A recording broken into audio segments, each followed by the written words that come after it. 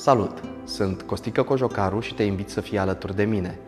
Vei întâlni cu siguranță oameni frumoși și povești reale. Bine ne-am regăsit la Perspective Spirituale. Astăzi l-am reinvitat pe colegul meu, Horia Pintea. Horia, bine ai venit! Bine te-am regăsit, dragă Costică!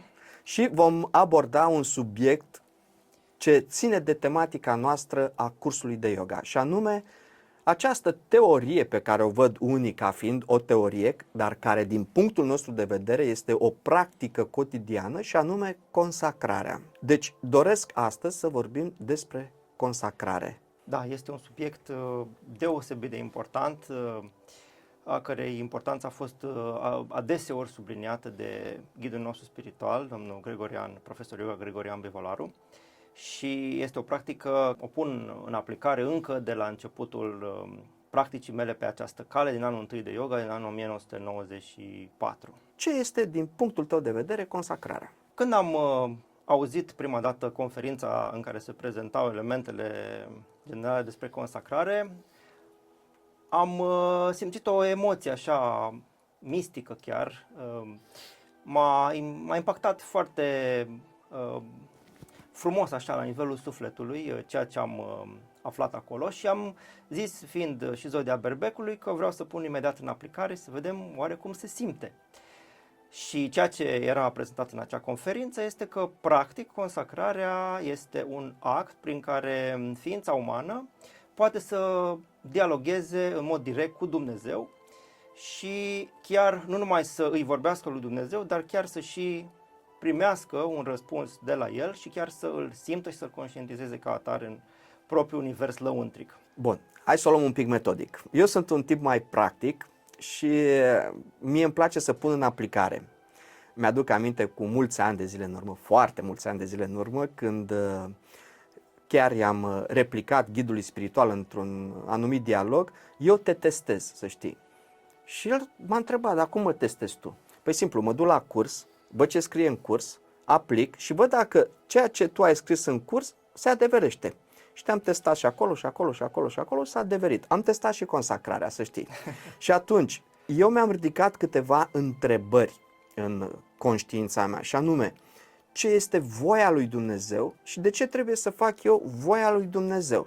Și din punctul meu de vedere am înțeles următorul lucru, și anume: noi ca ființe umane, dacă suntem considerate ca fiind un microsistem ce este în comuniune cu un macrosistem, cu macrocosmosul, ființa umană întotdeauna, în mod inconștient, involuntar, își va căuta echilibrul.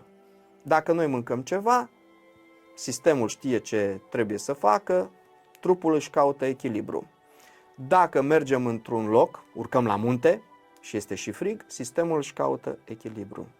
Și atunci, practic, în mod automat, ființa umană, în mod inconștient, caută să fie în armonie cu macrocosmosul, cu voia lui Dumnezeu. Intervine ceva însă: ego-ul. Ego-ul ființei umane, care este marele opozant, să zicem așa, al tot ceea ce reprezintă starea de comuniune cu Dumnezeu și tot ceea ce este sacru și înălțător și sublim în viața noastră. Ego-ul va căuta să ne bage în permanență strâmbe pentru ca să nu se realizeze toate acestea, inclusiv punerea noastră la unison cu armonia universală, care este într-un mod foarte frumos descrisă de sintagma a ne pune la unison cu voia lui Dumnezeu. Și această voie este omniprezentă în întreaga manifestare și ea chiar face ca totul să fie în întreaga manifestare exact așa cum vrea Dumnezeu. Dacă o anumită parte din acest sistem, acest întreg despre care tu vorbeai și care este un tot holografic, în care partea se reflectă în tot și totul se reflectă în parte, alege să se opună acestei armonii generale a sistemului, a totului, în ea vor apărea inevitabil perturbări, dizarmonii, dezechilibre, probleme care vor conduce mai devreme sau mai târziu, în cazul ființei umane, la boli sau chiar la moarte. Da, este foarte interesant și de multe ori am spus următorul lucru, și anume: Dacă o ființă umană este bolnavă, ea nu trebuie să caute neapărat în trupul fizic. Ea trebuie să caute sursa, cauza în conștiință.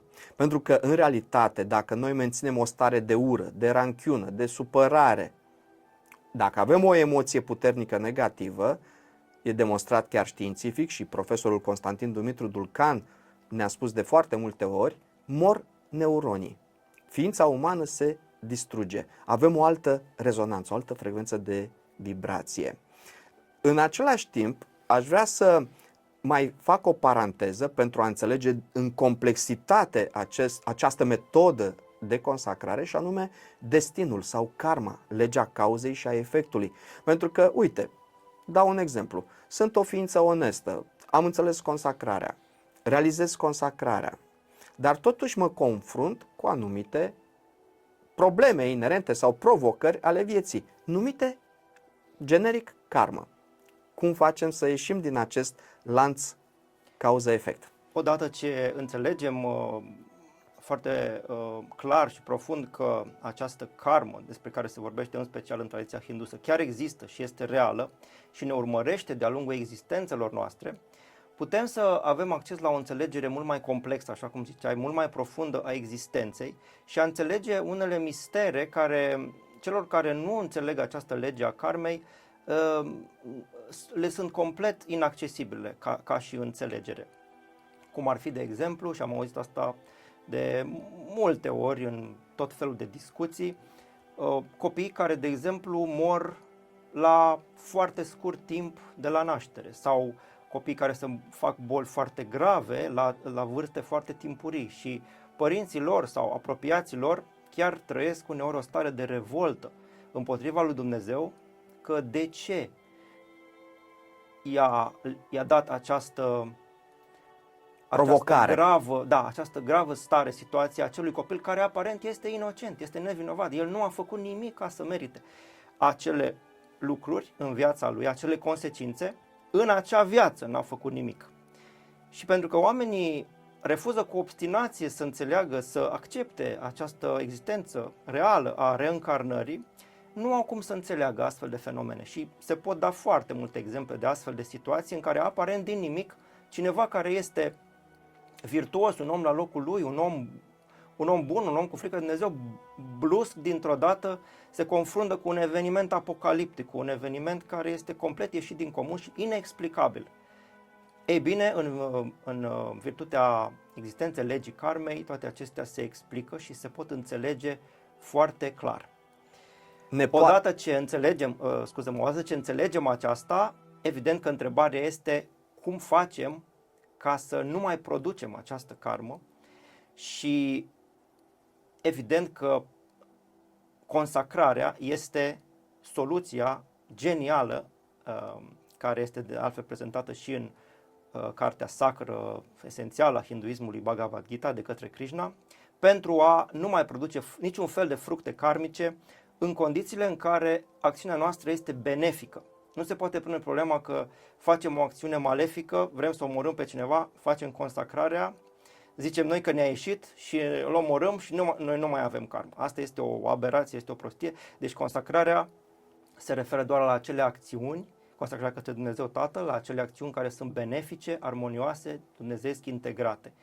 Și în cazul cărora se suspendă complet, definitiv, această existență a fructelor ulterioare karmice în urma realizării acelei acțiuni benefice. De aceea, consacrarea are o valoare inestimabilă pentru noi toți care o cunoaștem și o aplicăm de atâția ani. Asta era de fapt întrebarea, dacă ne poate ajuta consacrarea să depășim această karmă. Da, ne poate ajuta, clar, dar în același timp mi-aș dori să mai explicăm aspectul de atașament. Iarăși, omul, ființa umană, se atașează de trupul lui și spune corpul meu fizic care trebuie să îl fac, să dreagă, să facă, etc. Știm toate aceste aspecte, dar acest atașament față de viață, față de trup, față de evenimente, față de alte ființe umane, care poate fi un atașament acerb. Exact, și care toate aceste aspecte pot trezi emoții foarte puternice, pentru că Am văzut de foarte multe ori acest lucru. O supărare în relația de cuplu a declanșat un cancer. Da, așa este și consacrarea și arta aceasta a consacrării ne poate ajuta să trăim din ce în ce mai des în ființa noastră starea de detașare spirituală și în acest fel toate aceste atașamente pe care le avem să se estompeze, să dispară gradat, pentru că noi cu fiecare consacrare reușită pe care o facem ne recentrăm din ce în ce mai mult în Dumnezeu, în Creatorul nostru, Tatăl nostru din ceruri și ne desprindem de toate aspectele efemere ale manifestării cu care noi ne identificăm și de care ne atașăm și care sunt iluzorii și care nu ne vor conduce decât la mari suferințe dacă continuăm acest mod de a proceda. Și consacrarea, sigur, are o valoare din nou inestimabilă în aceea că ne ajută să ne desprindem de toate aceste atașamente. Am să fiu, Horică, un pic cârcotaș cu tine, iartă-mă.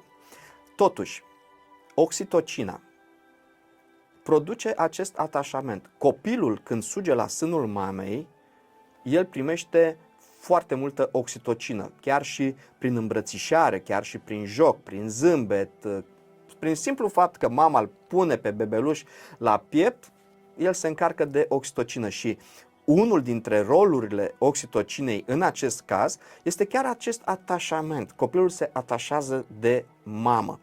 Ce facem în astfel de cazuri? Pentru că atașamentul față de ființele pe care noi le iubim cu adevărat, față de mamă, față de tată, de exemplu, toate aceste legături sunt foarte puternice. De ce este necesar totuși să înțelegem și să ne desprindem sau să tăiem această legătură profundă? Aici este necesar să facem distincția foarte clar între ce înseamnă o stare de atașament nefast și o legătură profundă de suflet pe care o avem cu cineva și care poate să se mențină pentru totdeauna fără ca prin aceasta noi să fim condiționați în niciun fel. Atașamentul ne condiționează. O legătură profundă de suflet nu ne va condiționa niciodată, deoarece energiile subtile care sunt implicate în acea legătură ne vor crește, ne vor hrăni ființa și nu ne vor impieta în niciun fel drumul nostru spiritual. Ba chiar îmi amintesc că am citit la un moment dat în cursurile de yoga o frază care la momentul respectiv m-a șocat chiar, m-a șocat. Și spunea acolo în acel curs că unele legături cu anumite ființe umane pe care noi le avem în sufletul nostru se păstrează chiar și după ce noi atingem starea de eliberare spirituală ultimă. Deci, cu alte cuvinte, aceste două aspecte nu sunt disjuncte, nu se exclud una pe cealaltă. Putem să avem niște legături foarte profunde de suflet cu cineva, fără ca să fim atașați de acea persoană.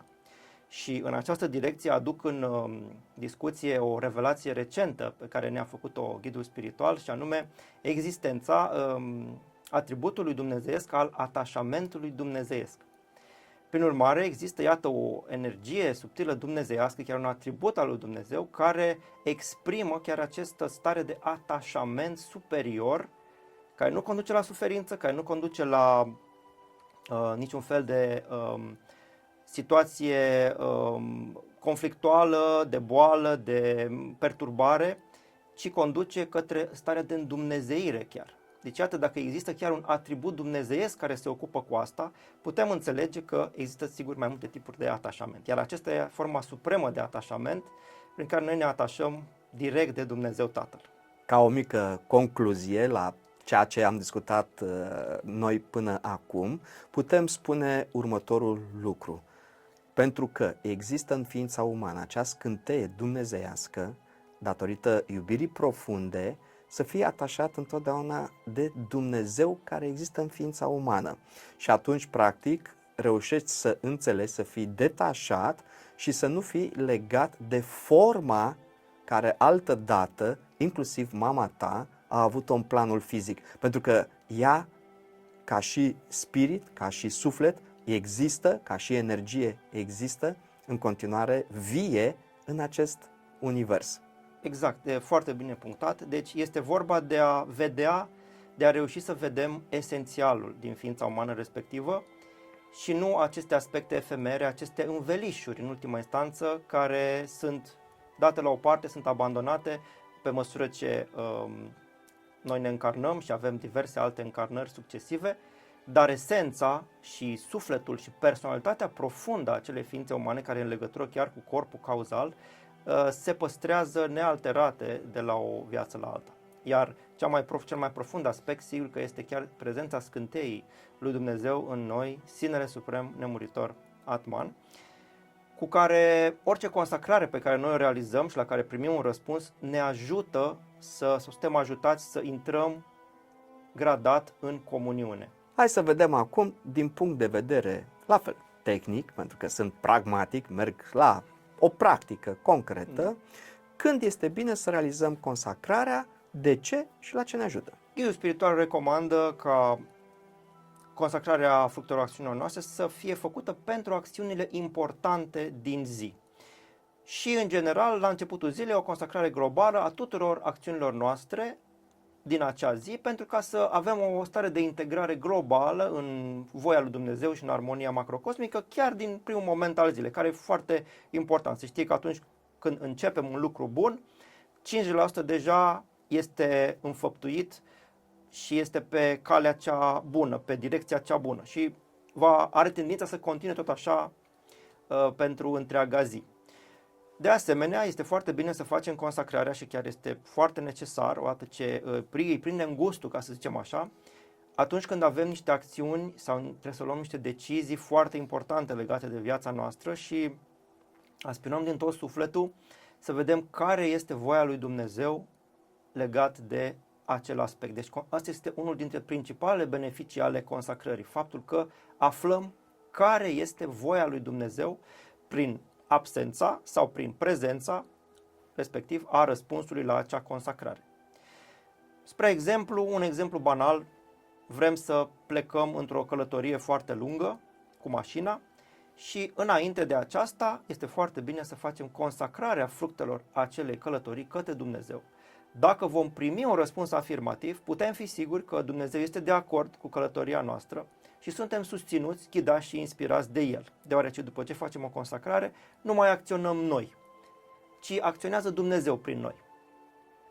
Dacă nu primim răspuns, este cazul să ne gândim foarte, foarte bine și să ne oprim din acea acțiune, pentru că este clar că ceva nu este în regulă și este posibil să survină ceva poate chiar grav în cazul acelei călătorii. Deci iată cum ne poate salva o astfel de consacrare chiar viața. Cum știi că ți-a răspuns Dumnezeu? Pentru că, totuși, să nu fim mistici prea mult, ca să nu definesc altfel, nimeni nu l-a văzut până acum pe Dumnezeu, dar îl simțim în sufletul nostru. Asta este cert și pentru mine. Dar, totuși, cum putem fi siguri în anumite momente că ne-a răspuns sau nu ne-a răspuns Dumnezeu? Această stare de răspuns la o consacrare pe care o realizăm din partea lui Dumnezeu nu se simte ca ceva, chiar mi-amintesc, ghidul spiritual glumea când a prezentat aceste aspecte, nu spune Dumnezeu, da fiule, și auzi așa o voce în interiorul tău, dă-i înainte și continuă. Ci se simte ca o stare distinctă, lăuntrică, care nu este o autosugestie. E foarte important, e o diferență foarte mare între o autosugestie și se poate și testa ce înseamnă autosugestie și ce înseamnă un răspuns la consacrare, pe care îl simțim după ce îi dăruim fructele acțiunilor lui Dumnezeu. Întotdeauna se manifestă de sus în jos, are mai multe etape, este un flux foarte complex care conține multe energii dumnezeiești și practic conține toate energiile atributelor dumnezeiești de care noi avem nevoie ca să putem înfăptui cu succes acea acțiune. Și practic orice răspuns la consacrare se manifestă în două etape distincte. Într-o primă etapă simțim un flux de manifestare tot așa de sus în jos, din creștetul capului până în întreaga noastră ființă, al energiei subtile sublime a atributului sfințeniei dumnezeiești, care ne sfințește întreaga ființă și ne pune în acest fel într-o stare prealabilă de unison cu voia lui Dumnezeu.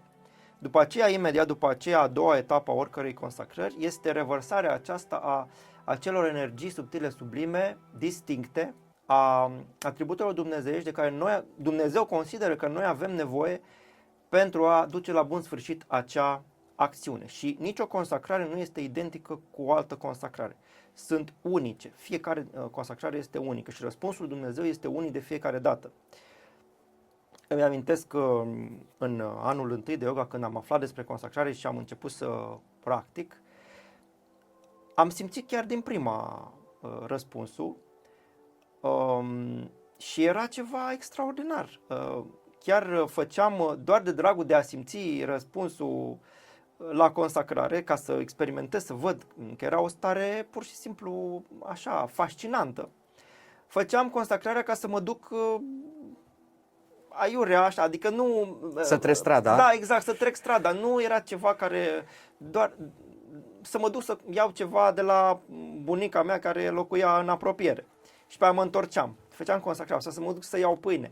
Experimentai, de fapt. Experimentam, da. Și făceam consacrare la fiecare astfel de mini-acțiuni și simțeam acel răspuns care era pur și simplu extraordinar. Pe aia mă duceam și făceam acțiunea și e foarte important ca după ce, în timp ce faci acțiunea, să urmărești să te păstrezi conectat la acel flux inițial al răspunsului. Și ca să fac o legătură cu ce am vorbit la începutul acestei emisiuni, apropo de atașament și de detașare, starea de consacrare, starea de răspuns la consacrare ne oferă o stare care este foarte paradoxală, greu de înțeles pentru o conștiință obișnuită. Și ea a fost definită de ghidul spiritual ca fiind starea de implicare detașată. A subliniat că această stare este totuși dificil de înțeles atâta timp cât nu ai experimentat-o așa plenar în toată ființa, dar ea este accesibilă prin intermediul consacrării. Și deci noi putem să fim în același timp în vâltoarea acțiunii, în centrul ciclonului, dar în același timp suntem perfect detașați și conectați cu Dumnezeu. Deci aceste două aspecte coexistă în cadrul unei consacrări. Sunt convins și atunci trebuie să depășim conștiința de la nivelul egoului, adică ahamkara tattva, și să mergem în supramental, ceea ce noi numim în practica yoga Vijnana Maya Kosha, cel puțin, sau în Ananda Maya Kosha. Totodată, te rog frumos, cum consacri tu? Să spunem că, să o luăm din nou practic, ca să oferim și o tehnică scurtă, clară. Propriu-zisă. Exact. Trebuie să mâncăm. Cum consacri tu actul mâncării? Ce spui, ce faci, cum te gândești, cum te interiorizezi? Descrie un pic situația. Sigur că înainte de a face propriu-zis consacrarea, pentru a mă transpune într-o stare cât mai adecvată, pentru a intra în contact cu dumnezeirea, practic, este necesară o interiorizare prealabilă. Deci se închid ochii și se rostește o formulă foarte simplă, o formulă pregătitoare, ca să zicem așa, a consacrării, care te transpune într-o stare cât mai adecvată ca tu să faci consacrare. Iar această formulă este după cum urmează și ea include în ea trei aspecte foarte importante pe care le voi vorbi despre ele după aceea imediat. Formula sună așa: Doamne Dumnezeule, te implor cu iubire, cu credință în tine și cu umilință, miluiește-mă după imensa compasiune a ta. Aceasta e pregătirea. Aceasta este pregătirea și este cel mai bine ea să fie rostită de 21 de ori, pentru a te transpune într-o stare cât mai adecvată pentru aceasta. Și vedem aici aceste trei calități, care sunt de fapt niște atribute dumnezeiești și care sunt esențiale ca pornire, chiar dacă le avem în mugure, dar e important să le avem pentru a face orice consacrare. Un om ateu nu poate să facă o consacrare pentru că el nu crede în Dumnezeu și nu are niciun sens să facă asta pentru el. Aceste trei aspecte sunt iubirea, umilința și credința în Dumnezeu. Aceste trei aspecte care se manifestă simultan în ființa noastră sunt de natură să ne pregătească ființa în mod adecvat pentru realizarea acelei consacrări. După acele 21 de rostiri, se trece la consacrarea propriu-zisă, care constă în rostirea lăuntrică, în forul interior, în conștiință, a formulei de consacrare, care sună cam așa, de exemplu, dacă vrem să mâncăm. Doamne Dumnezeule, îți consacru aici și acum, într-un mod total și necondiționat, toate fructele acțiunii de a mânca. După aceea, într-o stare de interiorizare și un fel de, să zicem așa, poate pentru unii mai greu de înțeles, un fel de elan mistic, o deschidere totală către Dumnezeu, urmărim să simțim ce se petrece și se revarsă o anumită, ce am vorbit mai devreme, prin creștetul capului, acele atribute dumnezeiești, acel răspuns de la Dumnezeu, care este o stare distinctă, foarte diferită față de starea pe care am avut-o înainte și prin care ne putem convinge că Dumnezeu chiar ne-a răspuns la consacrare. Și o să-ți dau un exemplu foarte recent de ființă care am un fost coleg de liceu cu care am luat legătură după mulți ani în urma emisiunii cu supramentalul pe care am făcut-o mai de mult, tot în cadrul școlii, și era foarte interesat să facă comuniuni cu supramentalul. Și sigur că am vorbit despre supramental, îl facem în fiecare zi, este foarte frumos ce se petrece și i-am spus și despre consacrare. Sunt mai mulți, de fapt, nu e numai unul.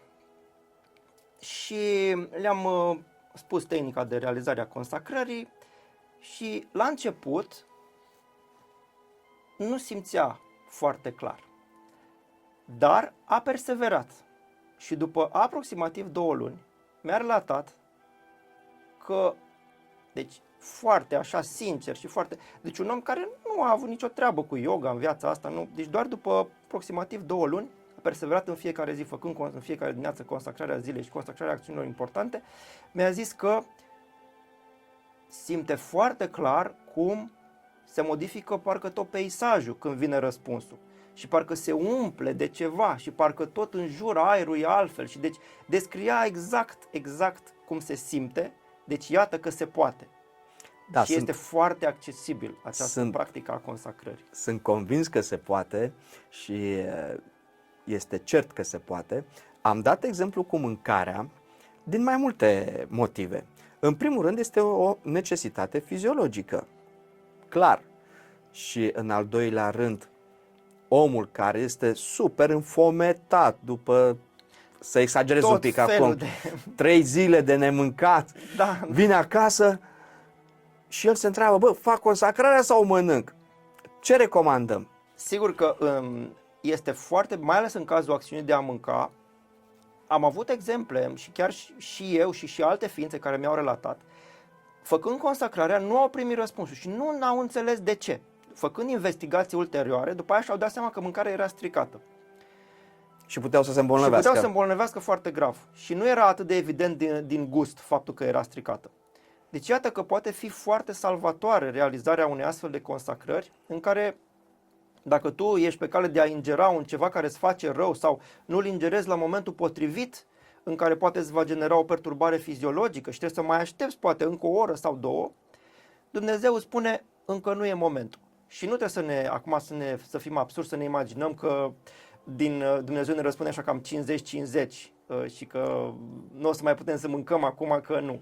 Sunt foarte rare ocaziile în care Dumnezeu zice nu la o consacrare, cel puțin în practica mea, la o consacrare pentru masă. Eu mai am o perspectivă și anume chiar și printr-un act necesar, actul de a mânca, ca metodă de a învăța de fapt atitudinea corectă în fața vieții. Pentru că atunci, da, e necesar să mănânc, dar consacrându-i acțiunea lui Dumnezeu, eu învăț practic să mă detașez și să fiu un martor a ceea ce eu fac. Și această stare de martor, de contemplare, mă ajută mai departe să înțeleg sensul consacrării în multe alte acțiuni. Și totodată vin și cu ideea pe care am auzit-o în Biserica Creștin-Ortodoxă, eu sunt creștin-ortodox prin botez, prin religia în care eu m-am născut, și preotul spune acolo, consacră-ți întreaga viață lui Dumnezeu. În multe slujbe eu am auzit acest îndemn. Și atunci, practic, inclusiv tradiția creștin-ortodoxă, ca și privită din perspectiva spiritualității reale, ne ajută să înțelegem această legătură fundamentală pe care ființa umană ar fi bine să o aibă cu Dumnezeu în fiecare moment. Da, așa este și însuși termenul a consacra vine din latină și înseamnă a face sacru, adică consacrare, a face sacru cu, adică împreună. Adică, practic, a consacra înseamnă a sfinți sau a sacraliza actul pe care noi îl realizăm sau chiar ofranda pe care noi o oferim, că se pot consacra și ofrande, cum este deja, adică este arhicunoscut în tradiția creștină. Practic, consacrarea ne oferă trei avantaje imense, trei efecte imense pe care e o practică de nivel înalt, e o practică accesibilă oricui, dar care în același timp te pune în contact cu cele mai înalte aspecte. Și principalul aspect este acela că te scutește complet dacă primești răspunsul de efectele, de roadele acțiunilor roadele ulterioare ale acțiunilor pe care o realizezi. Al doilea efect este acela că te pune la unison cu voia lui Dumnezeu și afli în felul acesta care e voia lui Dumnezeu, ceea ce este un aspect foarte important, care mulți oameni se întreabă, bine, eu aș vrea să fac voia lui Dumnezeu, dar cum aflu eu voia lui Dumnezeu? Cine îmi spune mie care e voia lui Dumnezeu? Iată, consacrarea îți poate spune care este voia lui Dumnezeu. E un act direct de conexiune a ta cu Dumnezeu, fără niciun fel de intermediar, ceea ce este iarăși foarte important. Nu trebuie să mergi la preot, la instructor de yoga, la cine o fi să îl întrebi, ci tu direct cu Dumnezeu. Și al treilea efect care ține de, sigur, de aspecte foarte înalte din spiritualitatea yoga, este acela că în răspunsul la consacrare este inclusă integral starea de eliberat în viață, ceea ce se numește starea de Jivan Mukta în tradiția hindusă. Dacă este conștientizată suficient de bine, această stare de răspuns la consacrare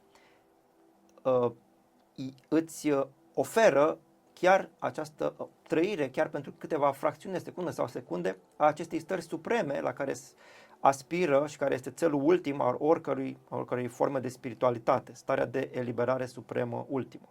Deci iată trei avantaje imense a unei practici foarte simple, accesibile oricui, fără niciun fel de pregătire necesară și despre care ghidul spiritual a spus că el o consideră că este cea mai importantă revelație care el ar vrea să o transmită lumii, dacă ar fi să rămână doar una. Din câte mi-am amintesc, la un moment dat a spus acest lucru.